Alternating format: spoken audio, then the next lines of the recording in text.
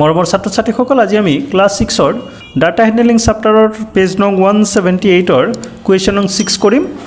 Question নং 6ত কি কৈছে, দ্য কোৱান্টিটি ইন কেজি, পৰিমাণটো কিহত আছে, একক কেজিত আছে, of vegetable sold in first 4 days of a week by a vegetable vendor are as follows। Vendors মানে কোন? ভেণ্ডৰ্ছ মানে হৈছে বিক্ৰেতা। ভেজিটেবল মানে কি? শাক পাচলি। তো কি কৈছে আমাক, the quantity of vegetable sold, কিমান পৰিমাণে শাক পাচলি বিক্ৰী কৰিছে, আৰু একক কি? কেজিত। শাক পাচলি সাধাৰণতে আমাৰ ওজন কৰিহে বিক্ৰী কৰা হয়। তো ইয়াত কি কৈছে, first 4 days of a week, সপ্তাহৰ প্ৰথম 4 দিনত এজন শাক পাচলি বিক্ৰেতাই কিমান কেজিকে প্ৰতিদিনে শাক পাচলি বিক্ৰী কৰিছিল তাৰে কি দিয়া আছে, তলত এখন তালিকা দিয়া আছে। এই তালিকা চাই পেলাই আমি কি কৰিব লাগে, তলত আমাৰ আৰু প্ৰশ্ন দিয়া আছে, show' the pictograph of the chart by using a suitable symbol. যিকোনো এটা চিম্বল আমি বিচাৰি লৈ পেলাই বা যিকোনো এটা চিম্বল দি পেলাই আমি কি কৰিব লাগে, এই তথ্যটো পিক্টোগ্ৰাফত দেখুৱাব লাগে, পিক্টোগ্ৰাফত উপস্থাপন কৰিব লাগে। ঠিক আছে, এতিয়া চোৱা কি কৈছে, ফাৰ্ষ্ট ডে মানডেত কি কৰিছে, কিমান কেজি চেল কৰিছে, কোৱান্টিটি অফ ভেজিটেবল, শাক পাচলিৰ পৰিমাণ কিমান, 6 কেজি। টুইচডে কিমান, 8 কেজি।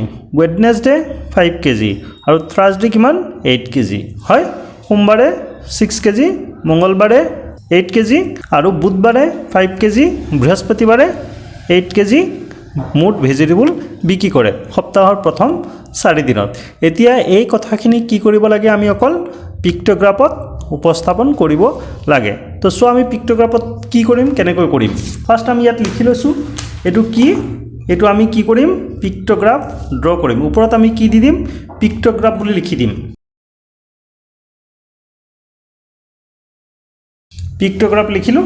এতিয়া আমি কি কৰিম, প্ৰথমে ডেজবোৰ লিখিম। ঠিক আছে, কি লিখিম ইয়াত, ডেজ। আৰু ইয়াত কি থাকিব তোমাৰ, কোৱান্টিটি অফ ভেজিটেবল,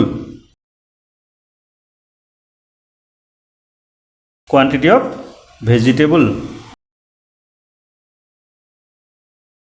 কিহত, কেজিত। ঠিক আছে, এতিয়া আমি এটা চিহ্ন লৈ ল'ম অকল। ঠিক আছে, যিকোনো এটা চিহ্ন লৈ পেলাই আমি কি কৰিম, এই দিনবোৰত কিমান কেজিকৈ বিক্ৰী কৰা হৈছে সেইটো আমি পিক্টোগ্ৰাফত দেখুৱাই দিম। ফাৰ্ষ্ট এটা আমি কৰোঁ ইয়াত, ফাৰ্ষ্ট কি আছে, ডে মানডে। হয়, মানডেত তোমাৰ কিমান কেজি গৈছে, 6 কেজি। তো 6 কেজিৰ কাৰণে আমি কি কৰিম, 6টা চিম্বল লিখিম। যিকোনো চিম্বল দিব পাৰা, মই চিম্বলটো এনেকৈ দিছোঁ, 6টা চিম্বল আমি দিম। ঠিক আছে,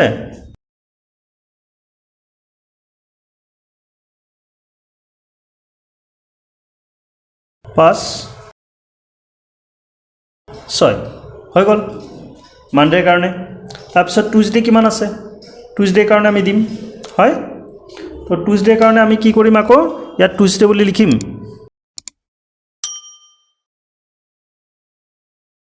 টুইচডে লিখিলোঁ। তাৰপিছত ৱেডনেছডেও আমি লিখি লওঁ, ৱেডনেছডে লিখিলোঁ। আৰু এটা ডে কি আছে, থাৰ্ছডে আমি লিখি লওঁ, থাৰ্ছডে।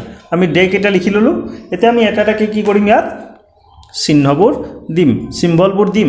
ঠিক আছে, তো কেনেকৈ কৰিম, আমি অলৰেডি আমি কি কৰিছোঁ, মানডেটো ড্ৰ কৰিছোঁ। হয়, এইবাৰ আমি কি কৰিম, টুইচডে কিমান আছে, 8। গতিকে আমি 8 নাম্বাৰছ অফ চিম্বল আমি কি কৰিব লাগিব, ইয়াত দিব লাগিব। হয়,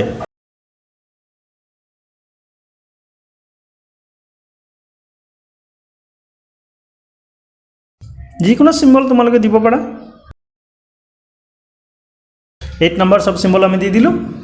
আৰু ৱেডনেছডে বুধবাৰে কিমান আছে, 5। গতিকে আমি 5 চিম্বল দিম ইয়াত।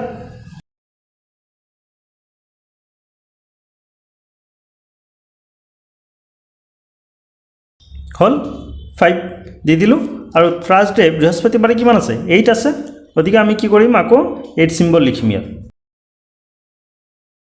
3, 4, 5, 6, 7, 8।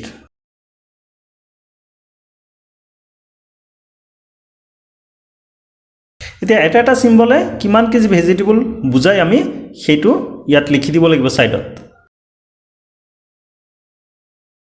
এটা এটা চিম্বলে কিমান কেজি ভেজিটেবল বুজাই সেইটো আমি লিখি দিব লাগিব আমি তলত লিখি দিম কি লিখিম এটা চিম্বল আমি দিছো দি প্লাই এৰো দিছো এৰো দি প্লাই লিখিম ৰিপ্ৰেজেন্টস মানে কি বুজোৱা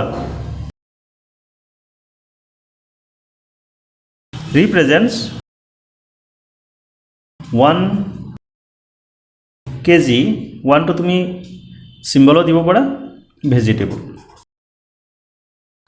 1 kg ভেজিটেবল এটো আমাৰ কমপ্লিট পিক্টোগ্ৰাফ হৈ গল কোৱেশ্চন নং 6 ৰ সলিউশন তো মৰমৰ ছাত্ৰ-ছাত্ৰীসকল যিসকল ছাত্ৰ-ছাত্ৰী মোৰ চেনেলটো এতিয়ালৈকে সাবস্ক্ৰাইব কৰা নাই প্লিজ সাবস্ক্ৰাইব কৰি লবা আৰু শেয়াৰ কৰি দিবা ভিডিঅ'বোৰ তোমালোকে চাই থাকা কিন্তু সাবস্ক্ৰাইব নকৰা প্লিজ সাবস্ক্ৰাইব কৰিবা কাৰণ ভিডিঅ'বোৰ আমি বহুত কষ্টৰে বনাও আৰু তোমালোকে সাবস্ক্ৰাইব নকৰিলে আমাৰ কোনো ধৰণৰ ইয়াত লাভালাভ নাই কাৰণ আমিও কষ্ট কৰি আছো কিবা এটা পোৱাৰ কাৰণে খচা কথা যেটো নহলে ইমান কষ্টকে আমি কেতিয়াও এই চেনেলবোৰ ক্ৰিয়েট নকৰো গতিকে সকলো ছাত্ৰ-ছাত্ৰীৰ পৰা আশা কৰিছো সকলো ছাত্ৰ-ছাত্ৰীয়ে অলপ হলো যদি উপকৃত হয় মোৰ চেনেলটোৰ পৰা যদি কোনো অভিভাৱকে চাইছে যদি অলপ উপকৃত পাইছে তেতিয়াহলে নিশ্চয় সাবস্ক্ৰাইব কৰিব আৰু লাইক কৰি দিব ধন্যবাদ